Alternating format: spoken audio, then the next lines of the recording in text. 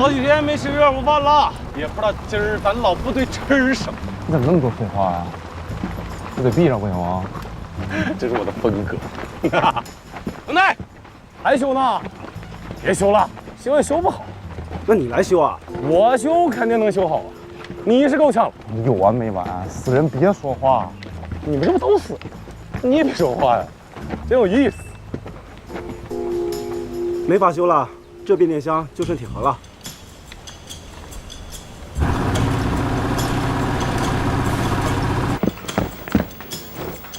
报告，讲，目前就只有这一台柴油发电机还没坏，只能保证指挥室和信息自动化中心这2个部门的电力。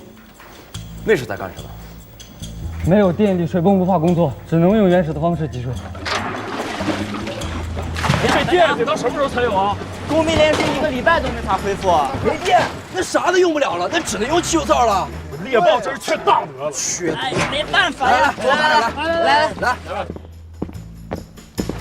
报告，什么情况？我们也不知道这井里抽上来的水怎么就变这样了。来，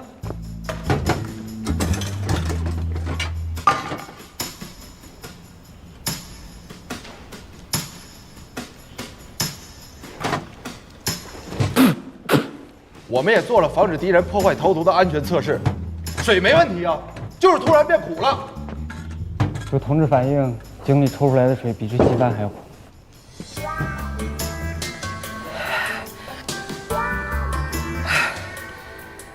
他们投的不是毒，是苯酸氨酰糖化物，就是苦精。这只需要100万分之5的浓度啊，就可以让最干净的水源变得根本无法下咽。而且由于浓度太低，所以咱们正常的检测手段根本发现不了。这也太损了！现在是战时状态。敌人对我军的水源进行了投毒，也是因为我们的防守不力，让他们钻了空子，跟你们炊事班啊一点关系都没有。你回去，告诉炊事班的同志们，现在特殊时期，让大家再辛苦一下，启用战时储备用水，给大家再做一顿早餐。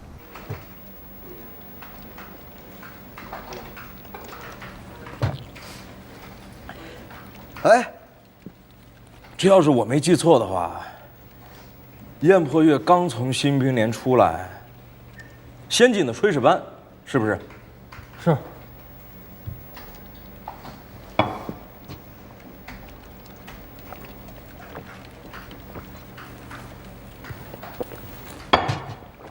这就对了，他当过炊事员呢，所以清楚地知道这炊事班的作息时间和工作安排，并从这些经验入手，成功地对我们营区进行了一次无差别覆盖打击。虽然没有造成什么实质性伤害，但是却成功地打击了我军的士气，硬生生将我们驻扎在大本营可以吃上一口可口饭菜的优点给打平了。他这叫忘恩负义。哎，让我们清楚自己防守上的漏洞，这才是最好的报恩方法。这水井平时有专人把守，只有昨天晚上，整个基地陷入混乱的时候，这小子才能浑水摸鱼，趁乱把这苦精投入水井。如果他想让这苦精的味道最大化的延长，不断的打击我军的士气，那么就必然会做一个让苦精缓慢渗透的容器。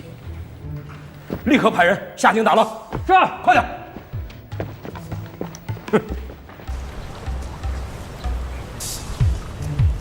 我就说了，这水源肯定出了问题，别怨我们。就算往锅里放了20斤黄连，也没有这么苦啊！出来，来，慢点。哎，兄弟，慢点。这啥东西啊？忆苦思甜，是我军光荣传统。燕破月，这个白眼狼吃你扒外！出去这么多人，怎么还没把他抓着？快引兵！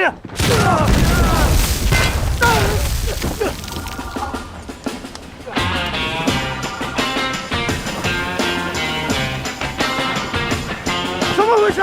又是投毒，又是迫击炮，还能不能行啊？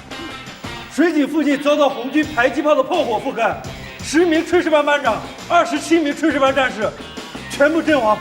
这红军哪来的迫击炮？他们偷袭了我方的弹药库，应该是从我们这里缴的。这炊事班的伤亡已经超过了70%，达到了成建制被歼灭的程度。这样的战役可还从来没有过呀！燕扑月，蓝军特勤小队距离你开炮的位置不到600米。谢谢。我能再帮你拖延3分钟。明白。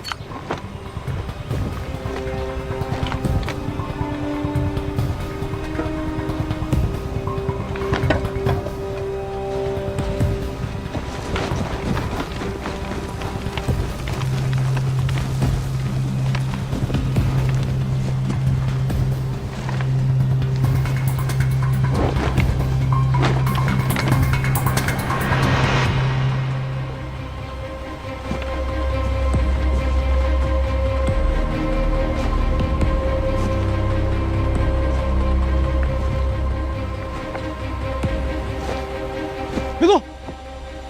燕破月和原先炊事班的老范学过布雷，这很可能就是他布的一个鬼雷。追！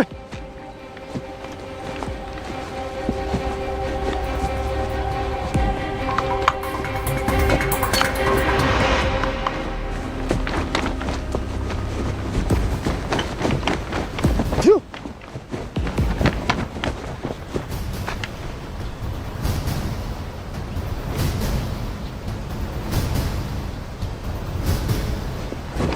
大家小心地雷。燕破月从小接受训练，在奔跑时步伐的尺寸几乎一样，可是进入草丛以后，其中11步明显变短，这表明他减慢了速度。在被敌人追击时，体力明明非常充沛，这只有一个可能。大家排成一路纵队，跟着我的脚印往前走。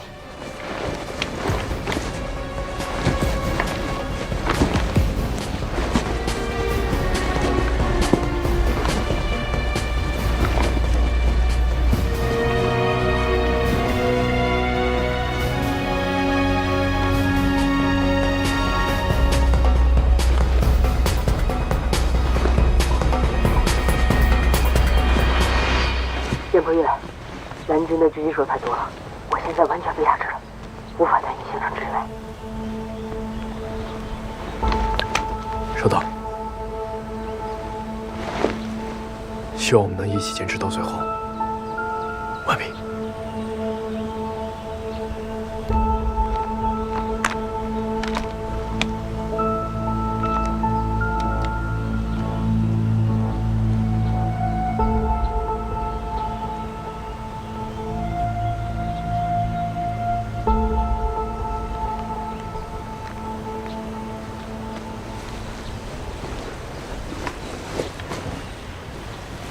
不老，像我们这样拿着狙击步枪，却打着橡皮子弹，连个草叶都打不穿，对我们来说，真的有意义吗？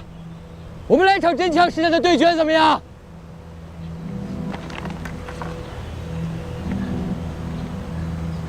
顾老，你的潜伏技术、狙击技巧，还有计算能力，都是我见过最强的。但是这些东西，在演习模拟对抗当中，你最多也就只能发挥出来6成。我想看到一个最强的你，而不是被演习规则绑住了手脚的对手。我们现在还剩下11个人，我只要留下来6个，就能将你彻底钉死。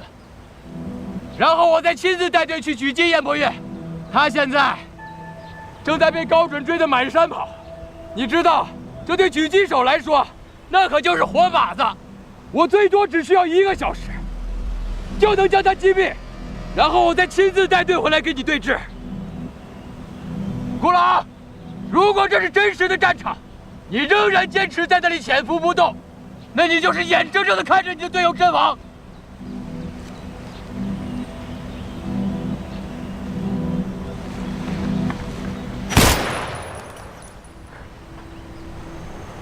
顾老，这11个水壶，就代表包括我在内的11名蓝军狙击手，你每打中1个，就代表你淘汰我们其中1人。同时，我会纵观全局，并且拿步话机指挥在场的狙击手。如果你被我们发现了，那么淘汰的就是你。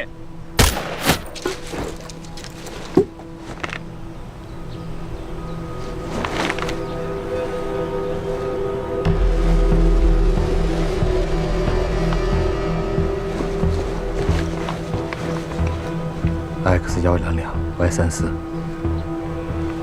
对，就是那里，仔细搜索。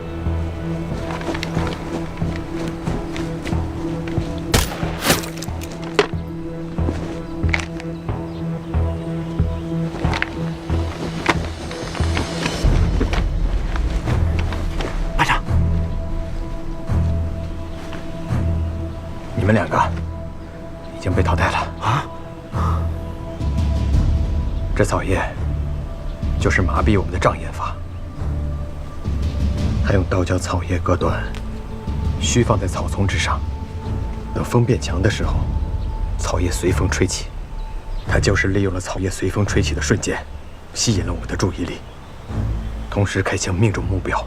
真佩服，太厉害了！这些东西在训练教材上根本就找不到。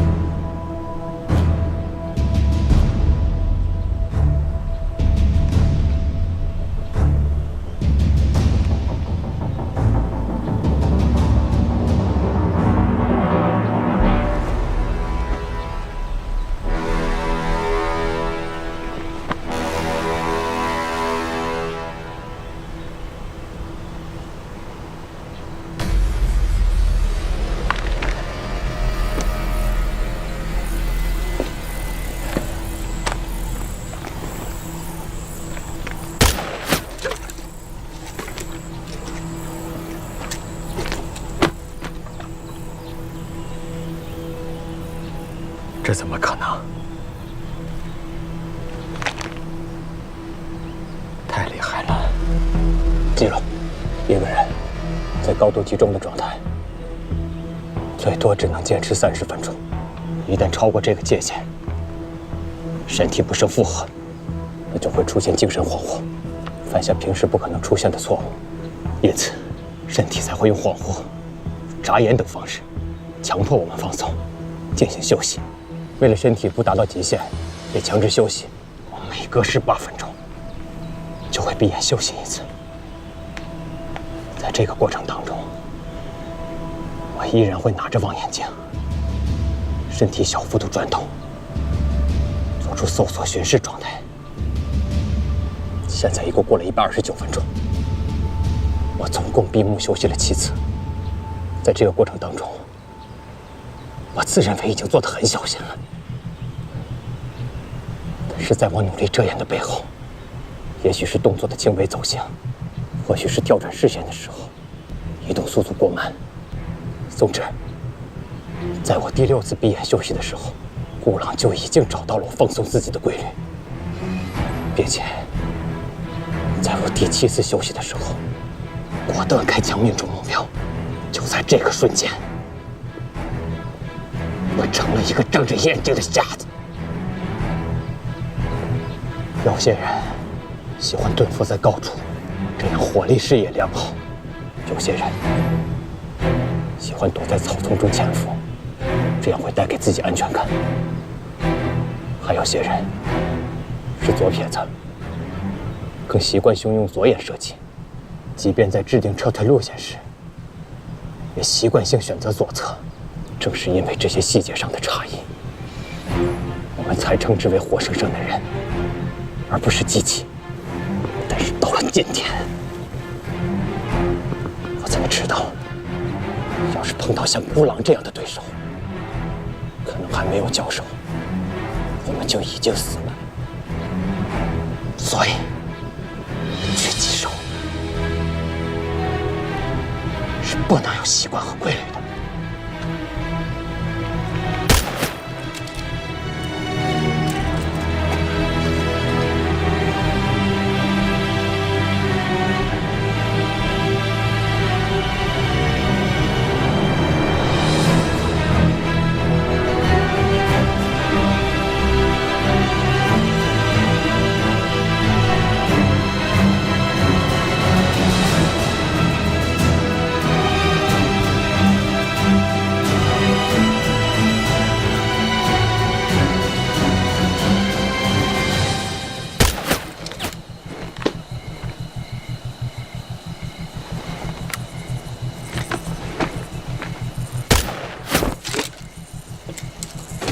不可能啊！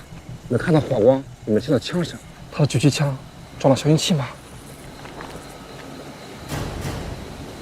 他换了子弹，弹壳里的发射药剂量经过重新计算，正常的药勺、枪声跟枪眼在喷出枪管之前，恰到好处的在枪管里消耗完成。你们已经做得很好了，但是我们输了。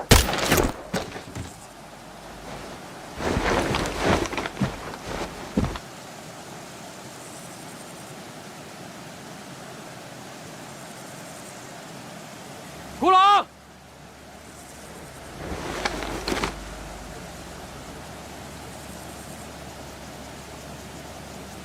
我承认，我们输了。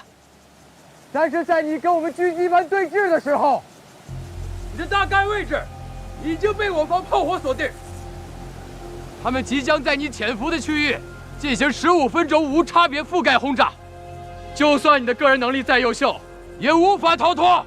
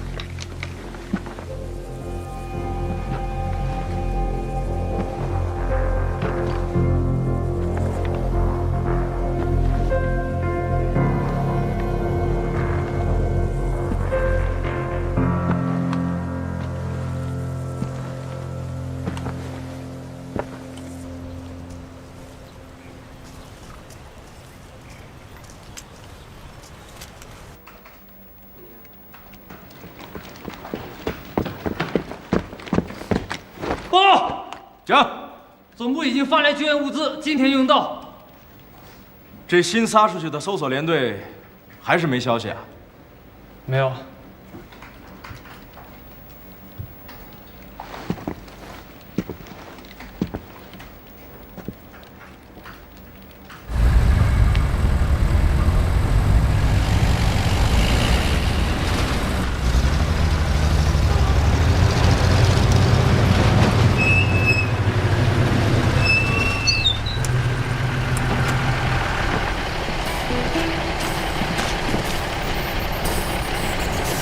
么情况？这里是军事禁区，前方正在进行军事演习，请您出示个人证件以及特别通行证。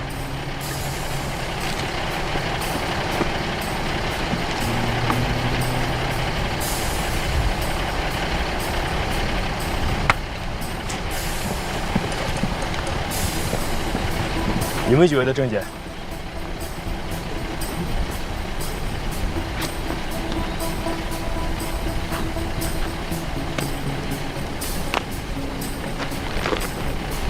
车上的物资还要检查一下。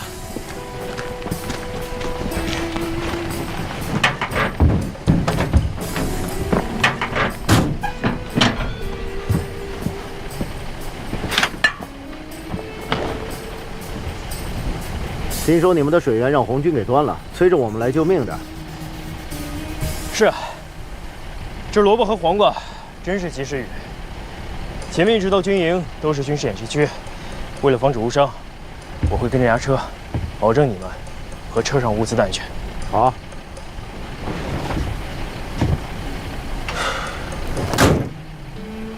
你看刚才那个小兵了吗？看见那个黄瓜，眼睛都绿了。什么押车呀？还不是想提前上来解解馋。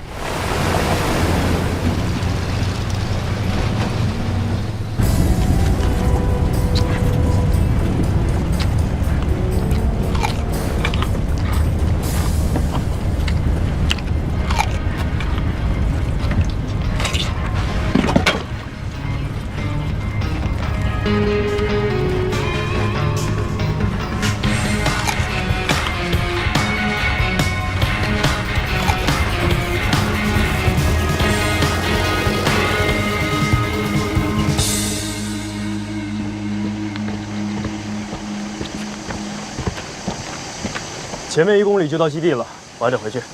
再见。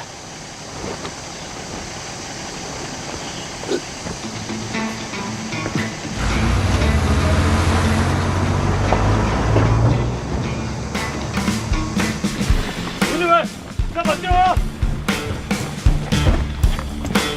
哎，感谢。辛苦啊！再不来啊，我们可真顶不住了。同支队长呢？阵亡了。政委呢？也阵亡了。至于吗？这么激烈？秦3炮也让我们报销了。那演习还没结束？红军就剩下几个散兵游勇，应该很快就能结束。顾记者，这招呼也不打，就大驾光临啊！啊！我们就是想拍一点一线的真实素材。行，刘参谋，来，你去带顾记者转一下啊。是，不用，我们自己转就行。好，去转转。没问题。慢点啊。嗯，好。此次红蓝对抗演习是高原基地特战对抗支队与猎豹突击队的4支小队之间的较量。虽然此次比赛人数相差悬殊，但是猎豹突击队的单兵作战能力是我们武警官兵有目共睹的。目前演习已经进行了5天，蓝军损失惨重，补给所剩无几。现在比赛还没有结束，被淘汰的队员们不能离开演习区。现在我们听听他们此时的想法。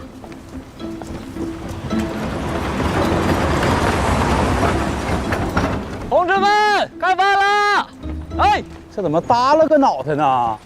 哎呀，没精打采的。笑一笑，对吧？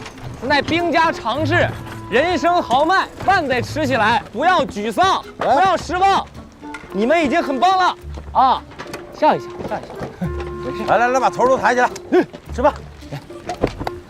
下，辛苦。怎么这么少啊？这哪够吃啊？对呀，就一份压缩饼干，肉呢？兄弟们，既来之则吃之。照理说呢，你们已经是牺牲的人们了，已经不该再浪费口粮了。但是我们不忍心，我和郭奎同志奋力一搏，从活人嘴里面抠出来的呀。要啥肉啊？吃饭，豪迈点。不当家不知柴米贵，来吃饭吧。同志们辛苦了。人民服务。请问大家在此次演习中觉得自己发挥如何？我们作为后勤主养，我们确实已经尽力了。我还淘汰了1名猎豹队员。对，我也淘汰了1名。那你如何评价自己的对手？他们虽然实力很强，但是我们大家也不弱。也不错。那你觉得你们有可能获胜吗？我们一定能获胜。我已经淘汰掉了对方的肖云杰，我方的狙击手呢，也已经淘汰掉了对方的王牌狙击手。现在整个猎豹突击队只剩下燕破月一个人了，他很快也会被淘汰。毫无疑问，我们一定能赢，对不对？对，胜利是属于我们的，是不是？是。看来我们蓝军士气高昂，越战越勇。在如此悬殊的人数差距上，猎豹最后一名队员能否突出重围，把蓝军的战损提高到50%这个终极目标，我们拭目以待。黄瓜来了，哎，水果，哎，放杠来根瓜，心情笑呵呵。哎呀，开造啊！来，一根，都一根啊，不能多拿。这干嘛呀？对呀，怎么了？不是你嘴怎么了？什么玩意儿？嘴怎么了？怎么了？我流血了。不是我流血了，黄瓜流血了。我也流血了。我已经只能换个人了，你都别吃了！吐了！水！水有问题，水是苦的。来，联合了，找点盐去回去吧。快点烧盐，我。赶紧拿去化验。是。我们运过来的时候还好好的，怎么会发生这种事情？在路上就没有发现什么异常吗？有你们一个兵在路上拦住了我们的车，提醒我们已经进入演习区，为了保证我们的安全，还随车押送了一段时间。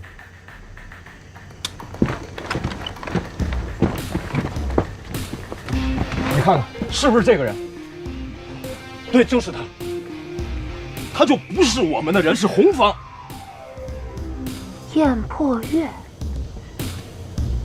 在战争状态，运输物资时遭遇敌方破坏产生损耗，这也很正常。等化验结果出来了，证实了我的推断，我会写一篇报告向上级解释整个事情的经过。你就先把这些黄瓜拉回去吧，啊！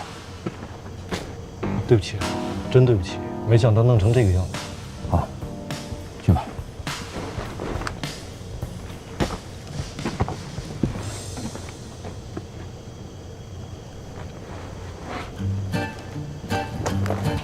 你去哪儿了？去会会那个燕破月啊！所有人都在谈论他，我倒是想去见识见识他到底有多厉害。咱们拿第一手资料去。去哪儿拿呀？进演习区啊！你疯了吗？蓝军这么多人找他都找不着呢，你能找到他吗？依我看，咱们就拍拍得了。咱们大老远跑来就一定要采访到最突出的士兵，不上火线怎么能拿到第一手资料？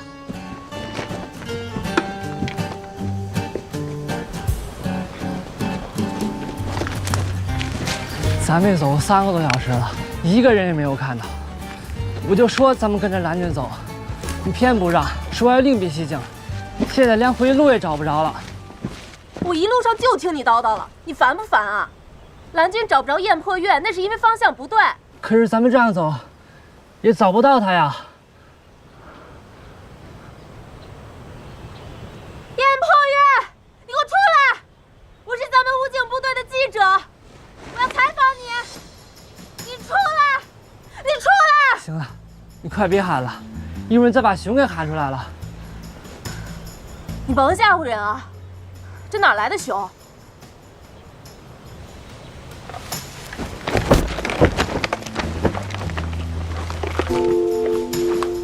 你们是干什么的？我们是总部记者，来一线采访的。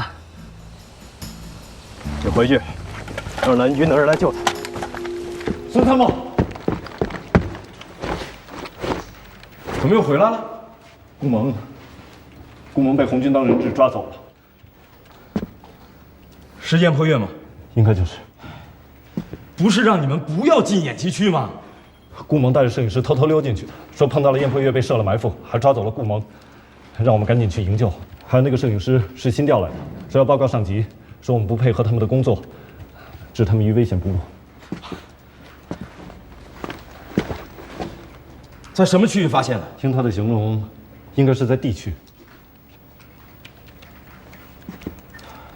快，通知剩下的人留15个回防基地，20个去 D 区营救，剩下的人去临近地区的 C 区包抄搜索，以防这小子声东击西。一旦发现目标，马上收口。是。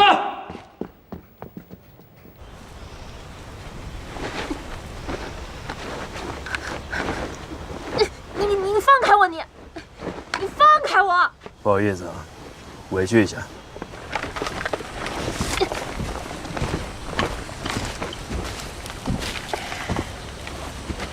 你干嘛？我可是个记者。真是个记者？你来这儿干嘛？采访啊，准确的说，采访你。我以为是他们的间谍。我怎么可能是个间谍呢？确实不是。我搜过身了，没有任何的可疑装备。你趁人之危，你还什么猎豹第一呀？他们把你说的那么深，我看你不过就是个……是吗？你干嘛？你还有没有纪律性啊你？我只是想让你这位漂亮、气质不错、看起来家庭背景也不错，把走进军营当作是一场游戏的大小姐明白，穿着军装却恣意妄为地跑到战场上，你的自以为是会害死多少人？救命啊！有没有人？啊！救命啊！救命！有没有人？救我！救命啊！班长，咱们出来是干嘛？我问你救人啊！你看叶鹏选这个位置，前面是一块空旷地，出去就是活靶子。靶子怎么了？这只是演习，就算这是真的战争，我们也不能眼睁睁看着一个礼堂就被绑在那里啊！不救啊！救命啊！有没有人？救我！救命啊！有没有人？班长，班长，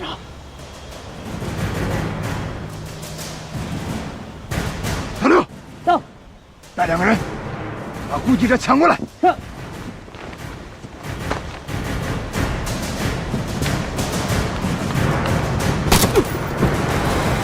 小心！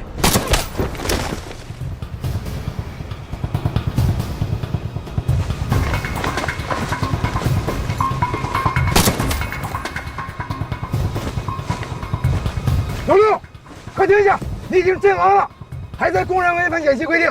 再往前，你还有什么脸说燕鹏岳？燕鹏岳，出来！出来啊！你就是个混蛋！你给我出来！快回来！送人头吗？别打过来了！别来了！别来了！混蛋！混蛋！出来！你们3个。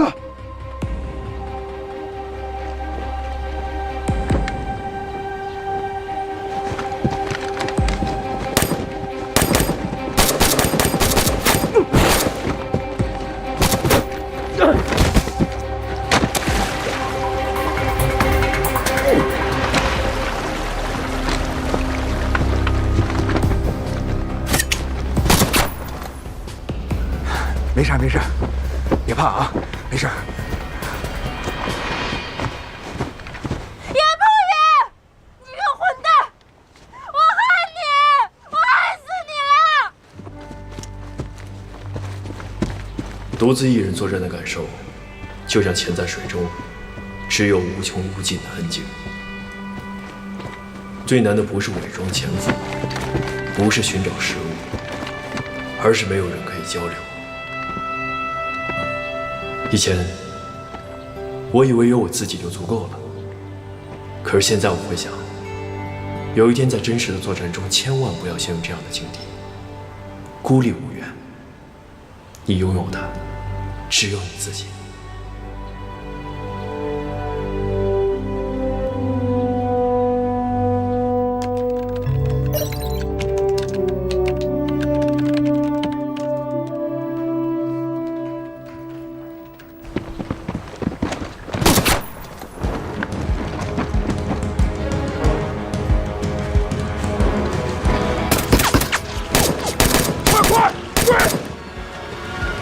快！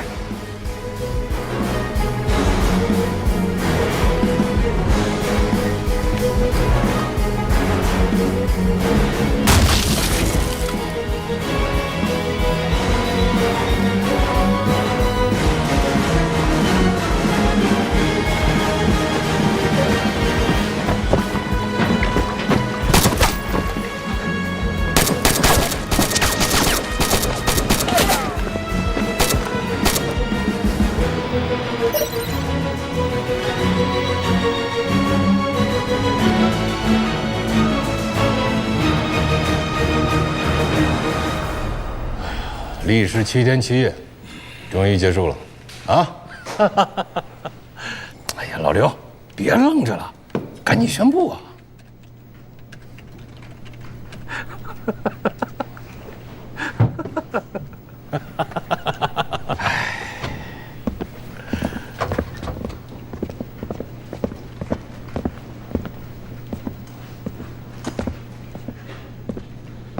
我宣布，本次演习结束。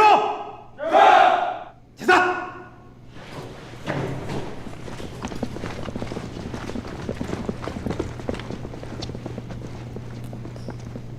老刘啊，生气呢？咱们哪次演习不是演习指挥部提前制定好的？谁攻谁守，谁输谁赢，剧本上写的一清二楚。所有的人必须按部就班扮演好自己的角色。所以啊，你们这一次虽然占据了绝对的兵力优势，但是你们被旧有的思维方式所禁锢住了啊！还按照剧本演呢？告诉你，我们猎豹的规则，那就是从一开始就要钻进敌人的思维死角。老钱，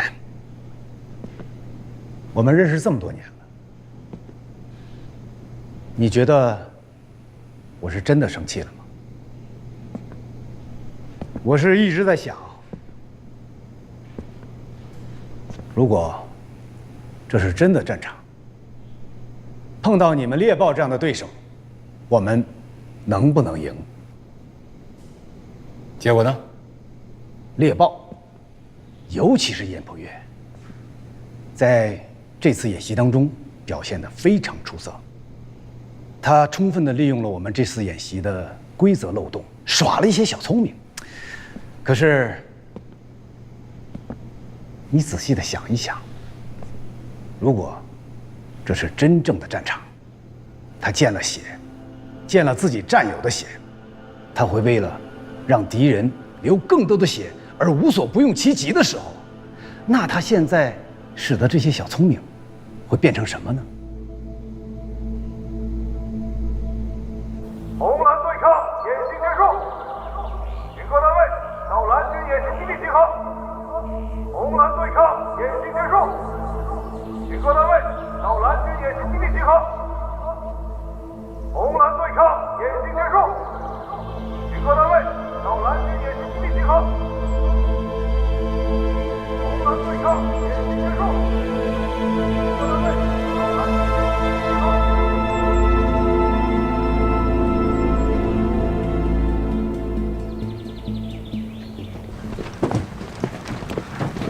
来，哎，什么情况？演习不都结束了吗？怎么回事？谁呀？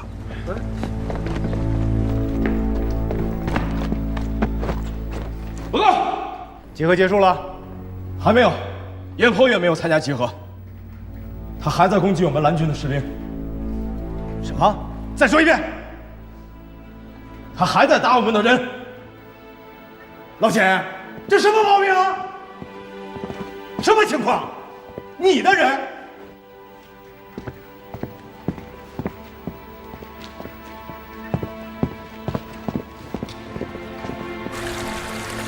燕破月，我是秦松，演习已经结束，演习感应系统已经关闭，我命令你立刻返回蓝军基地集合，立刻返回蓝军基地集合。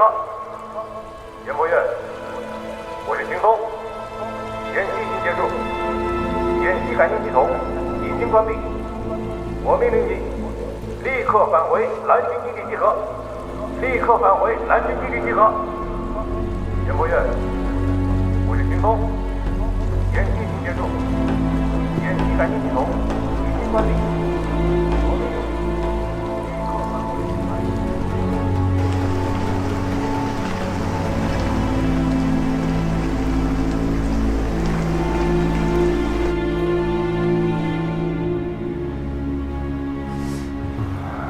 从这儿到这儿都需要派人去搜索。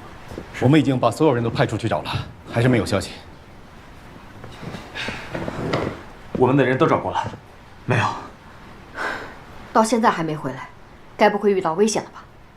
这臭小子估计是打上瘾了。这样，梁队长，我去吧，我亲自把他找回来。